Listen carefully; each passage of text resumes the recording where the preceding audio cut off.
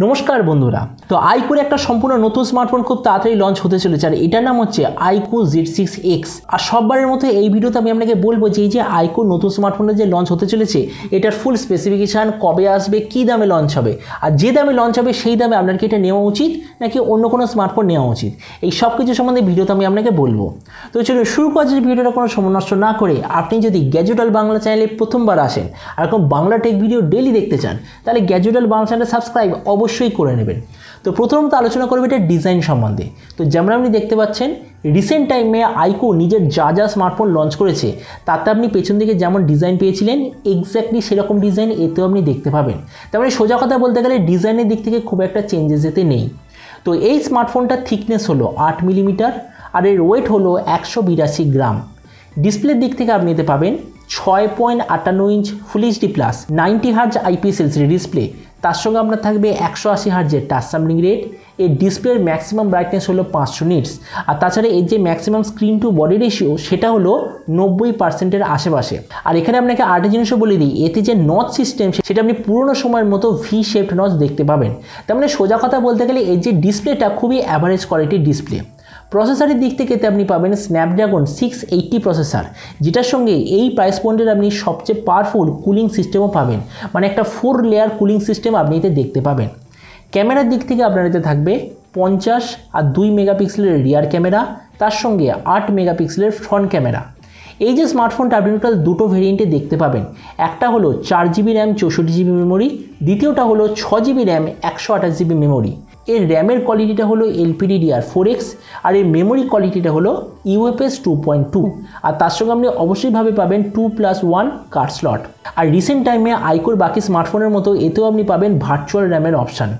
ব্যাটারির দিক থেকে আপনার এতে থাকবে 5000 mAh ব্যাটারি, তার সঙ্গে 18 ওয়াটের চার্জার আর যে কানেক্টিভিটি সেটা হবে USB Type-C। তো এবার স্মার্টফোনের বাকি কিছু ফিচার হলো যেতে আপনি পাবেন সিঙ্গেল স্পিকার, কোনো ধরনের ডুয়াল স্টেরিও স্পিকারের অপশান থাকবে না, 3.5mm jack, side mounted fingerprint sensor আর অ্যান্ড্রয়েড 12 হবে আউট অফ দ্য বক্স। তো এবার সবচেয়ে মেন জিনিস, এই যে স্মার্টফোনটা কবে লঞ্চ হবে, কী দামে লঞ্চ হবে। তো দেখুন এখনও পর্যন্ত যেরকম ইনফরমেশন পেয়েছি আগামী 1 থেকে 1.5 মাসের মধ্যে এই স্মার্টফোনটা ডেফিনেটলি লঞ্চ হয়ে যাবে। আর এরপর আমরা যদি এটা প্রাইস সম্বন্ধে বলি তো এই স্মার্টফোনটা ইন্ডিয়াতে লঞ্চ হবে এক্স্যাক্টলি 12,000 টাকায়। আর আপনি যদি ভিডিওটা বাংলাদেশ থেকে দেখে থাকেন তাহলে বাংলাদেশটা লঞ্চ হবে এক্স্যাক্টলি 18,000 বাংলাদেশি টাকায়। এবার সব ভিডিওর মতো এই ভিডিওটা আপনাকে জানাবো যে এই যে স্মার্টফোনটা লঞ্চ হতে চলেছে 12,000 টাকায়, তো এই দামে আপনার কি এটা নেওয়া উচিত নাকি সেম প্রাইস পয়েন্টে অন্য কোনো স্মার্টফোন আপনার নেওয়া উচিত। তো এবার দেখুন আমরা যদি ইন্ডিয়ান টাকা অনুযায়ী বলি 12,000 টাকায় আমরা যদি এটাকে সবচেয়ে ভালো গেমিং স্মার্টফোন হিসাবে দেখি তো এতে কি পাচ্ছেন স্ন্যাপড্রাগন 680 প্রসেসর, যেটা কোনো মতেই গেমিং প্রসেসর নয়। আপনার যদি গেম খেলার ইচ্ছে হয় তাহলে হিলিও G96 নিয়ে নার্জো 50 অ্যাভেলেবেল আছে এর চেয়ে 1000 টাকা কমে। তার মানে সোজা কথা বলতে গেলে আইকো যে বলছে এটা 12,000 টাকায় সবচেয়ে ভালো গেমিং স্মার্টফোন হবে সেটা একদমই নয়। দ্বিতীয়, এই যে ডিসপ্লে খুবই অ্যাভারেজ কোয়ালিটির ডিসপ্লে, কিন্তু সেম প্রাইস পয়েন্টে 2-3টে কোম্পানি এমন আছে যারা আপনাকে সুপার অ্যামোলেড ডিসপ্লে প্রোভাইড করছে, তারপরে ডিসপ্লের দিক থেকে এটা অতটা ভালো নয়।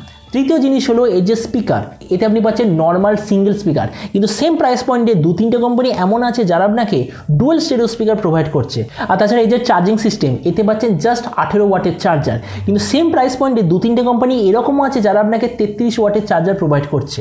তার মানে সোজা কথা বলতে গেলে এই যে স্মার্টফোনের যে লঞ্চ হতে চলেছে 12,000 টাকায় আমার মতে মনে হয় না যে এটা আপনার নেওয়া উচিত। মানে এই স্মার্টফোনটা নেওয়ার জন্য কিছু স্পেসিফিকেশান এমন হওয়া দরকার যেটা বাকিদের চেয়ে বেটার। তো এই স্মার্টফোনে এমন কোনো স্পেসিফিকেশান আমি তো দেখতে পাচ্ছি না। তো এবার আপনি যে কমেন্ট আমাকে অবশ্যই জানাবেন যে এই যে IQOO Z6X বলে যে স্মার্টফোনটা লঞ্চ হতে চলেছে এই দামে, তো সেম প্রাইস পয়েন্টে আপনি কি এটা নিতে চান নাকি কোনো অন্য স্মার্টফোন আপনি নিতে চান, এটা সম্বন্ধে নিচে কমেন্ট বলতে আমাকে একদমই ভুলবেন না। তো চলো দেখা হবে আগামীকালের একটা টেক ভিডিওতে। Till then stay tuned and always remember think positive, be positive. Thank you.